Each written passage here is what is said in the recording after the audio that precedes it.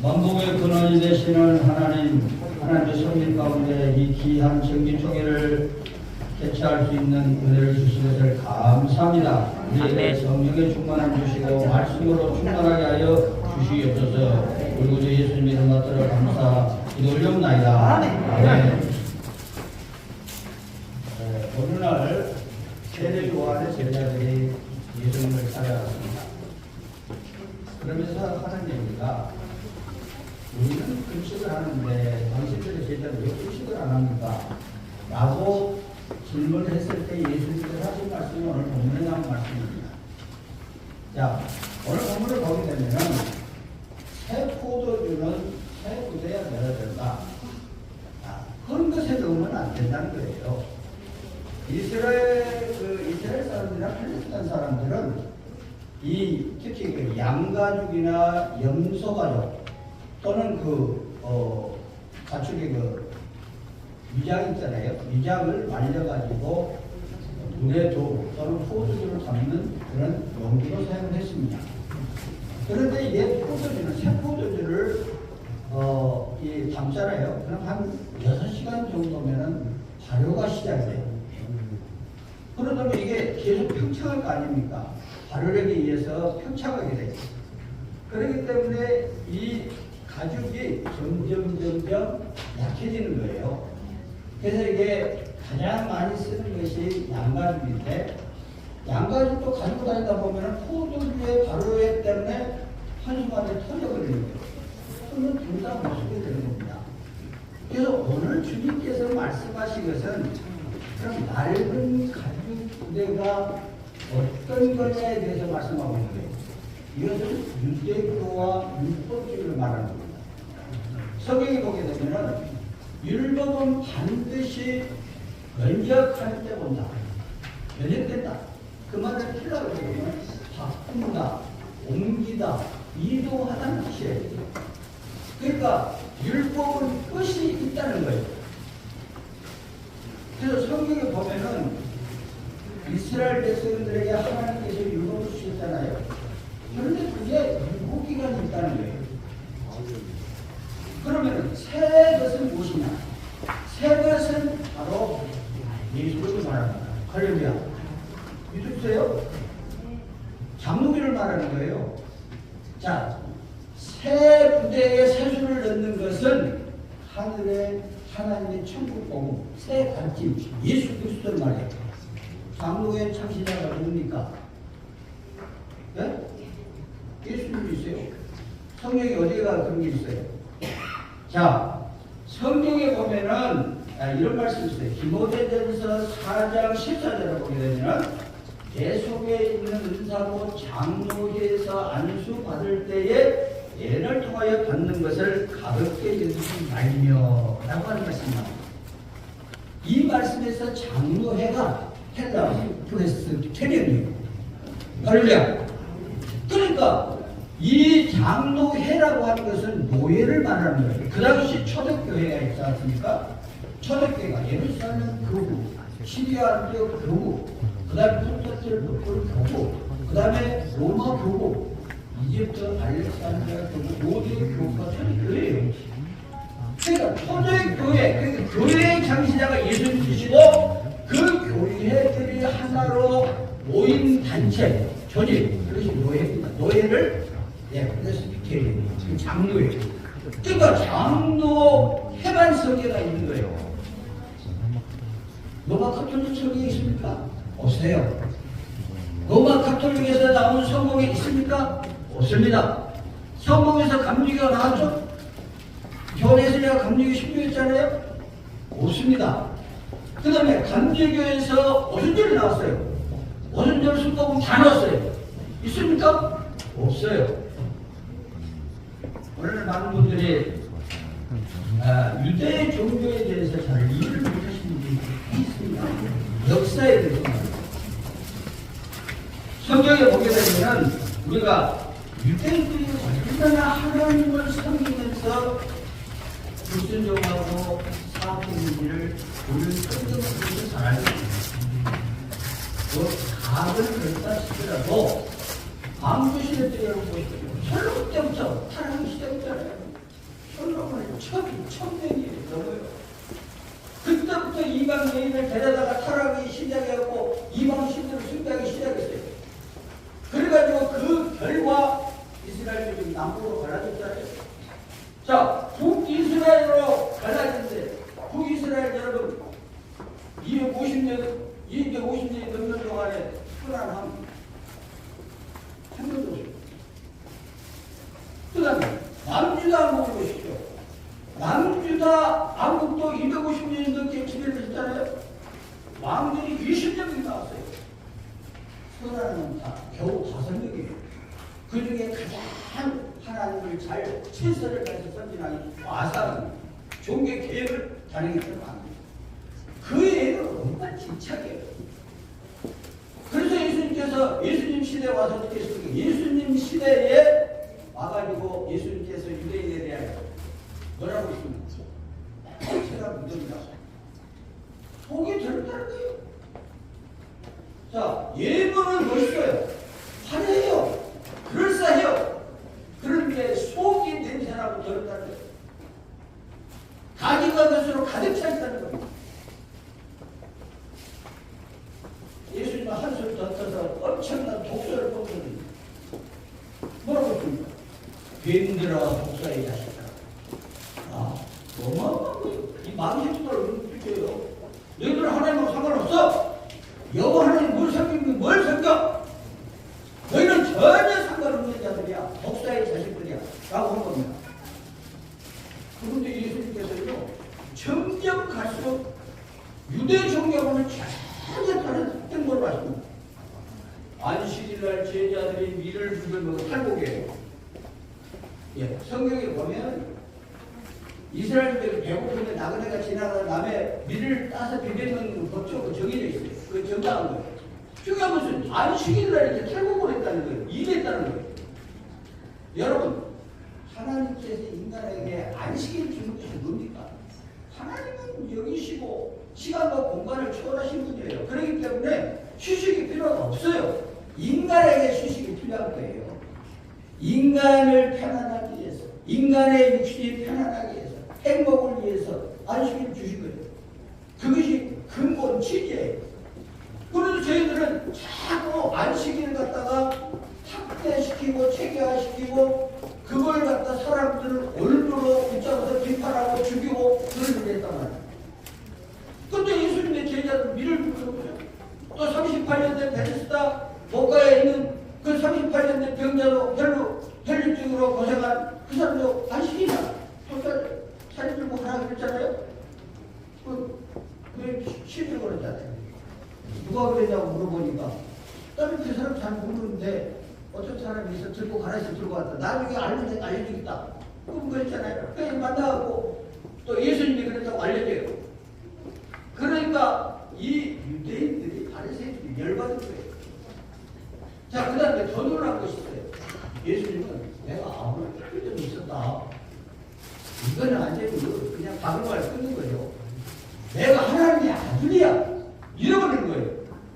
여러분, 하나님의 아들은 우리가 그냥 부부가 그냥 사이에서 자녀를 생산하고 하는 거하고 근본적으로 다릅니다. 유대 개념. 성경 개념이에요. 예를 들어서 이 아들 개념을 다양하게 성경이 나옵니다. 말하자면 혈통적으로 뭐 아브라함이 이삭을 낳고 이삭이 야곱을 낳고 야곱이 12아들을 낳고 이런 것은 그냥 우리가 보편적인 유전학적인 얘기예요. 근데 성경에 나왔다라고 하는 개념은요, 이건 하나님과 같다는 뜻이에요. 자, 바벨론도 왕도 있잖아요. 멧대 왕인데 멧대 손자에게 낳았다 이러고 있어요. 그러니까 현재 할아버지가 손자를 낳았다는 거예요. 멧대. 말이 됩니까? 그 왕통을 이었다는 거예요. 왕통. 아버지의 뒤를 이어봤다는 거예요. 하나님 자신이라는 거예요. 그러니까 예수님은 신성 모독죄라고 생각하고 있잖아요. 유대인들이 그랬단 말이에요. 자, 예수님 시대가 지나고 유대인들이 여러분 잘 아는 것처럼 서기 70년에 예루살렘 멸망하잖아요. 예루살렘 멸망할 때 어떻게 됐습니까? 자, 그때의 네로 황제 때 그때가 48년도예요. 66년도에 이 가이사랴 항구에서 반란이 일어나요. 그래가지고 그것이 네로 황제가 장부를 보내요. 지나가라고. 에스파시안 장군, 총사령관을 보냅니다. 근데 그때 이제 예루살렘에 반란이라는데, 반란도 어떻게 독립전쟁이기도 해요. 왜냐면 3,600명이 떼죽음을 당하거든요. 그래가지고 반란이라고 그게 확대돼가지고 예루살렘 멸망으로 이어지는데 완전히 포위되어 있었어요. 예루살렘. 그것만 남겨놨는데 네로가 죽은 거예요. 그래서 이제 로마에서는 권력투쟁이 일어나기 시작한 겁니다. 그래서 네로가 저기 디테리우스 등등등 한 서너 명의 형제가 왔다 갔다 해요. 그런 상황에서 벤자카이라고 하는 인물, 요하나 벤자카이라고 하는 인물이 죽었다는 소문이 나요. 포위된 상태에서. 그래가지고 이 사람을 관에다 넣어가지고 몰래 성 밖으로 나가요. 그래서 로마 병사들이 창을 들고 열어봐라 그러니까 이 사람들이 이럽니다. 아니 당신들의 총사령관 죽었다면 이렇게 행동할 수 있느냐. 그게 난리가 나고 울고 불고 뭐 대성 방법하고 그래가지고 이제 그 상황을 만든 거예요. 그래가지고 밖에 나가요. 밖에 나가서 베스파시안 총사령관을 만납니다. 총사령관을 만나가지고 독대해가지고 살아가는 것이 허락해달라고 하는 것이 있어요. 자, 사령관과 우리나라는 멸망할 줄 내가 안다. 멸망할 것이다. 그러나 우리를 불쌍히 여기셔서 얌야에 학원 하나를 허락해 주십시오. 여러분 거기에서 무슨 짓을 하냐 그러면은 기독교를 철두철미하게 배교하는 운동이에요.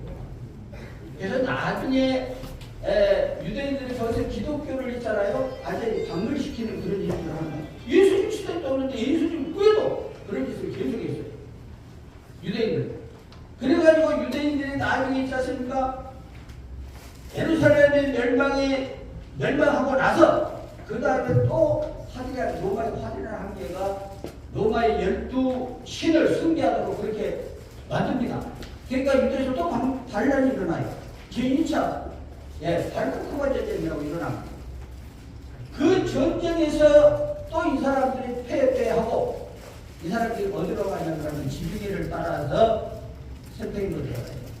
스페인으로 들어간 사람들이 누구냐 그러면 스파라디 유태인이라고. 그 다음에 말하자면은 비잔틴 제국 시대 때 카자리아라고 하는 나라가 있어요. 카자리아라고 하는 나라가 있는데 그때의 이 카자리아가 말하자면은 비잔틴 제국의 협박을 받아요. 정치적 협박. 우리 기독교 근데 너희들 기독교로 개종해 그렇게 한 거예요. 그러니까 얘들이 생각할 때 우리는 또 기독교 마음에 안 드는데 유대교에서 나왔잖아. 그러니까 우리가 유대교를 개종하자. 그래가지고 랍비들을 초청하고 또 성전을 짓고 희생 제사를 드리고 그래가지고 나중에 이 카자리아가 뭐냐고 하면 유태교를 국교로 선포를 해요. 그러다가 이슬람 세력에 걸려가지고 패배해가지고 유럽으로 들어갑니다. 독일로. 이 독일로 들어간 유태인들이 혈통적으로는 아브라함 혈통이 아니죠. 아브라함 혈통이 아닌데 에스페인이 유태인이라고 해요. 자, 그런데 우리가 역사적으로 재밌는 것은 이 스페인으로 들어간 유태인들이 있잖아요. 스페인으로 들어간 유태인들이 유태인답게 그 사람들은 뭐냐 그러면 까발라 그리고 탈무드가 어떻게 되냐면 내용이 예수님을 맞았어. 가능한 거짓말이죠. 온갖 독소를 다 펼쳐놔요. 탈무드 좋은 책 절대 아닙니다. 어느 교단의 목사님이 탈무드에 가고 목사님들은 강의하고 있는데 이건 말이 안 되는 거예요. 반기독교적이에요. 비성경적이에요. 그냥 일반적으로 그냥 서점에 나오는 그 탈무드의 지혜 얘기는 그냥 일부만 뽑아갖고 한 것이지 탈무드는요 12,000페이지가 넘어요. 자, 아키바라고 하는 납비가 그걸 갖다가 구전의 내용을 정리한 거예요. 그런데 거기에는 예수님에 대해서 엄청난 욕을 많이 하고 있는 책이라 이 말이에요. 그런데 거기 스페인으로 간 사람들이 또 다른 조직을 만듭니다. 그 조직이 뭐냐 그러면 알룸브라도스. 알룸브라도스가 스페인어로 영어식으로 그러면 일루미나티. 우리나라 말. 일루미나리를 만들어요. 사찰 소리를. 자, 그런데 거기서 나온 사람이 누구냐 그러면은 이그나티우스 로엘라예요. 이 사람이 로마 교황청으로 가갖고 제수이트를 만듭니다. 예수회를 만들어요. 그래가지고 기독교를 박멸하는데 앞장을 서요. 자, 그런데 유태인 출신이 또 나와요. 어떤 사람이냐? 아주 유명한 사람이에요. 존 낙스입니다. 칼빈도 유태인이에요. 자, 기독교가 유대인에 의해서 만들어졌잖아요. 예수님도 유대인이고 역사적으로 아니든지 아니고. 그런가 하면은 하나님을 반역하고 죽이는 자들이 또 유대인이야. 정말 신기합니다. 성경에 보면 이런 말씀이 있어요. 하나님께서 야곱은 사랑하시고 에서는 비워있다. 엄청난 말이잖아요. 이게 하나님의 주권이에요. 똑같은 대속에서 나오는데 야곱은 사랑하고 에서는 비워있다는 거예요. 자, 잔 낙수도요. 우리가 그 장로교 얘기를 할 때에 개혁 장로교 얘기할 때 초자리들 장로교 무시 못하잖아요. 근데 낙스가 얘기하는 장로교는 초대교의 장로교보다는 조금은 부정한 장로교예요. 근데 우리가 근데 장로교에서 이런 얘기를 해요. 야, 장로교면은 우리가 이 장로교는 개혁 장로교라는 말을 많이 쓰잖아요. 개혁 장로. 리폼드. 리폼. 이게 뭔지 아십니까? 이건 갱신이 아니에요. 리폼이라고 하는 것은 원래대로의 회복을 말하는 거예요. 성경대로 돌아가자. 예수님의 가르친 대로 돌아가자. 초대교회 장로교로 돌아가자. 이런 뜻이에요. 근데 낙스는 뭐라고 이제 얘기를 했냐 하면은 율법을 지키라고 했어요. 그리고 부족한 기독교죠. 심지어는 환란까지 가더라고 했어요. 시편을 많이 강조를 했습니다. 근데 칼빈에 와서 칼빈이 우리가 개혁하고 칼빈주의를 동요로 많이 사용을 해요. 또 심지어는 우리가 예정하고 시적 작정을 동요로 사용을 하는데 엄격하게는 구분됩니다. 왜냐하면 예정은 우리를 구원하기 위한 하나님의 특별 계획이에요. 그러니까 시적 작정은 광의적입니다. 자, 광의적 뭐냐면 우리가 생각하고 주장하고 먹고 자고 행동하는 이런 모든 것들이 하나님의 계획 안에 포함이 되어 있는 거예요. 그래서 이게 되는데, 자, 우리가 칼빈주의와 개혁 장로교를 우리가 동요로 생각할 때는 이것도 같은 말인데 엄격하게는 구분이 된다는 말이에요. 왜냐하면 칼빈보다는 개혁이 먼저입니다. 자, 오늘 수많은 분들이 이래요. 기독교가 어디서 나오는데? 너가 틀린 말 같아. 어떤 사람은 루터에서 나올 때 말이 안 되는 얘기. 걔 교회사를 모르기 때문에 그런 말이 나옵니다. 자, 개혁을 최초로 종교 개혁을 일으킨 사람이 체코 대학원장의 후스예요. 후스가 종교 개혁을 최초로 일으켰어요. 유럽은 여러분도 알다시피 392년에 테오도시우스 황제가 기독교를 불교로 선포했어요. 콘스탄틴 황제 아닙니다.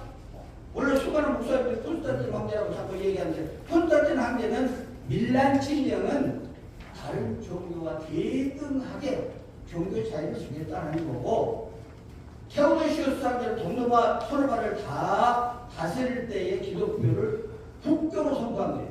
어마어마한 사건이에요. 그래서 전 유럽이 기독교화가 되어버린 거예요. 그때 이제 서로마 제국이 멸망을 했죠. 476년에 멸망을 하고 이제 로마 교구가 파멸치기 시작한 거예요. 그때 로마 교구가 여러 이단들을 다 수용을 해요. 그 감독들이 심지어는 펠라기우스, 삼일체 이단 등등 다 수용을 합니다. 바벨론 종교, 로마 종교 다 포함돼요. 그러다가 그리고 590년에 그리고스 1세가 종교와 정치를 하나로 통합을 하면서 이런 거 우리가 말하는 로마 카톨릭 때라고 거예요. 그래서 유럽은 있잖아요. 유럽은 그 당시에 스페인이 더 대륙을 장악을 하고 있어요. 우리가 잘 아는 네덜란드 있잖아요. 스페인하고 전쟁을 했어요. 스페인. 출강을 해. 네덜란드 하라를. 그런데 또 제네바는 성격이 달랐어요. 제네바는 여러 전쟁을 했지만은 주교들이 강하겠습니다. 일부 지역만 로마 카톨릭이 지배를 하고 있었어요. 프랑스는 그 당시 프로테스탄트인들, 개신교인들이 많이 모였고 카톨릭 세력도 있었어요. 프랑스의 경우. 그런데 제네바의 종교 계획을 지도한 사람이 기욤 파렐이에요. 그 사람도 프랑스 사람입니다. 그래서 나중에 칼빈이 피신가잖아요. 자기 친구가 이신칭의를 발표를 해가지고 대학 총장이 이신칭의를 발표해가지고 그것 때문에 그럼 또 현수막 사건이 일어나요. 그래가지고 그 사건 때문에 칼빈이 기소가 돼요. 그래가지고 자기 친구 컵이랑 그쪽 도망갈 수밖에 없었어요. 그래서 사실은 다른 데로 가려고 했는데 칼빈이 제네바를 들립니다. 그때 그 소식을 듣고 여러분 기욤 파렐이 칼빈을 만났어요.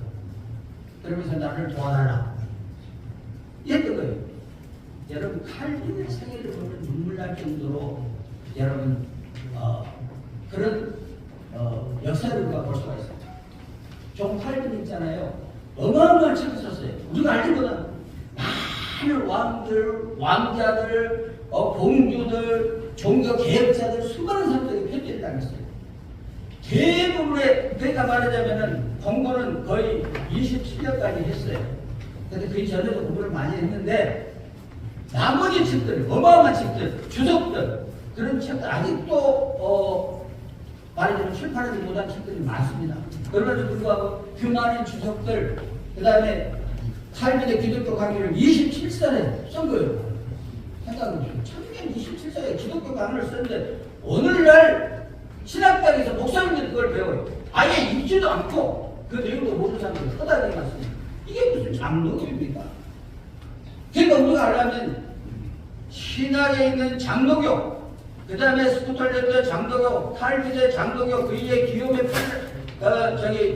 기욤 파렐에서 개혁주의 이런 것들을 알아야 돼요. 그 다음에 더 중요한 거 있어요.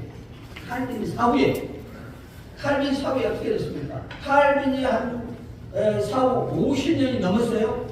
그때 네덜란드 출신의 디릭 폰 헬트라고 하는 인물이 나타났어요. 그 사람이 전국 5일가 1년 출신이고 예술가이고 신학자예요. 그 사람이 뭐라고 하냐면 하나님의 주권, 예정에 대해서 반대하고 나가요. 그래서 그때는 칼빈의 제자 중에 한 사람이 알미니우스라고 있어요. 알미니우스한테 부탁을 해요. 자네가 가서 그 사람하고 만나보고 이게 변증해주게 이렇게 얘기를 한 거예요. 그러니까 알미니우스가 그거 가서 빠져버린 거예요. 그래가지고 우리가 이 역사 기록을 보고 있잖아요.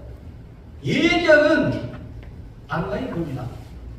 이렇게 얘기를 하고 있어요.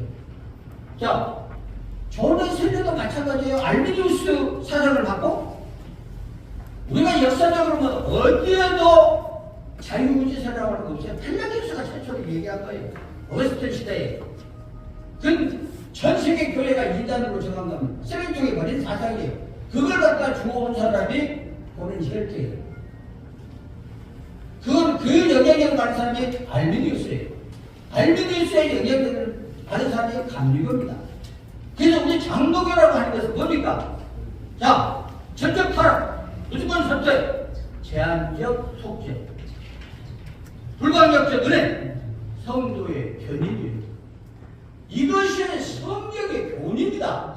장로교는 기본적으로 그걸 다 알아야 돼요. 근데 이걸 모르는 사람들이 많아요.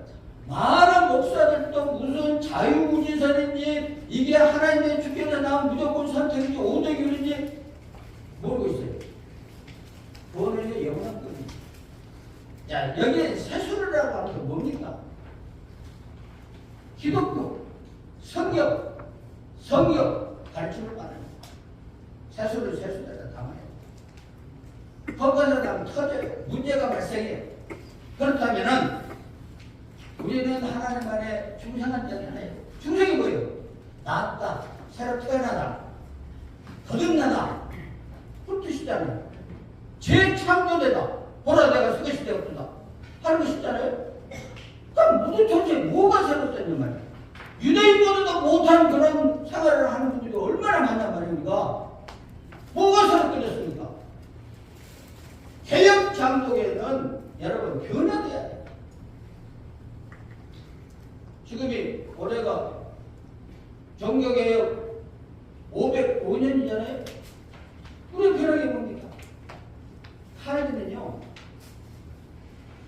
제네바에서 거의 인생 절반을 보냈어요. 54세기 못 살았어요. 어떤 사람은 54세기 그 시대로 말하면 오래 살았다고, 어떤 사람은 짧은 인생을 살았다고 얘기하는데, 자, 혈관이 터지기도 하고 소화불량도 심하고 머리도 지끈지끈 어마어마하게 많이 아팠어요. 대부분의 책들을 경상에서 기록을 했습니다. 그리고 12살 때부터서 나치들을 배우기 시작했는데요. 12살 때 대학에 들어간 거예요. 첫째들만 들어간 겁니다. 11살부터 12살. 최고의 나트나 학자 만나고 교육을 받기 시작하고. 나중에 아버지가 불이익을 당하잖아요. 거기서 아버지 요구에 따라서 법률을 공부해요. 그때 칼빈이 좀 세속적으로 흘렸어요. 그게 뭐냐 그러면은 말하자면 인본주의자들하고 변호사하고 법률가들하고 좀 어울리는 거. 그거 하나 단체로 있긴 있어요. 그렇지만 칼빈은 평생 동안 하나님을 위해서 목숨을 바칩니다. 어마어마한 자입니다. 세계적입니다. 위대한 종교개혁을 합니다. 그래서 우리는 예수님, 낙서, 기욤 파렐, 칼빈, 그 다음에 우리가 말하는 여러분, 그러니까 알미니우스 제자들 있잖아요. 하이델베르 그 교리분답을 구정을 했거든요. 거기 보자 우리가 보는 장로교 교리, 5대 교리가 다 들어있는 거예요. 우리 장로교는 이걸 해보셔야 돼요. 바로 알고 있어야 됩니다. 자, 우리는 새 포도주를 새 부대에 넣어야 돼요. 말씀을 들어야 돼요. 변화해야 된다는 거예요. 장로교답게 살아야 된다는 거예요. 장로교인답게. 예수님 닮아가야 된다는 거예요. 옛날 첫날 설교한들 그 행실이 유태보다 못하는데 그게 무슨 장로교입니까? 장로교로 돌아갑시다. 욕먹으면 안 돼요. 저는 뭐 학교에서도 많이 활동을 하고 했습니다만 한 번도 목사님들한테 욕먹은 적이 없어요. 제가 있잖아요. 신학대학에서 근무하면서 목사 교수들 제가 36명을 전부 다 총장을 그런다고 다 집어넣었어요. 현재 총장도 적과 3법으로 만들어놨어요. 그런데 여기 오니까 연합이 이게 맡아갖고 있으니까 목사들이 서로를 이정해가지고 해가지고 제가 또 6명 전부 다 기소시켰어요. 야, 이게 장로교잖아요. 너무나 안타까운 일이 아닐 수가 없습니다. 오늘 기도해야 돼. 그렇다면 이것이 그 사람들 책임뿐이냐? 그건 아니란 거예요. 우리의 책임도 있다는 거예요. 우리도 각성해야 된다는 거예요. 원인쟁을 누가 했느냐 이런 것도 우리는 크게 각성해야 됩니다. 저는 65세인데요. 이제 하나님 나라 갈 준비를 해야 돼요. 이번에 참사를 통해서 언제 없는 하나님 나라 갈 줄 몰라요. 준비를 하고 살아야 됩니다. 자, 큰 것에 담지 맙시다. 새 것에 담읍시다. 예, 마치겠습니다. 하나님, 우리를 긍휼히 여기시고 우리를 강하신 팔로 붙잡아 주셔서 오직 주님을 굳게 믿고 생명을 다하여 하나님 앞에 충성할 수 있도록 인도해 주옵소서. 우리 주 예수님 이름으로 기도 올려옵나이다.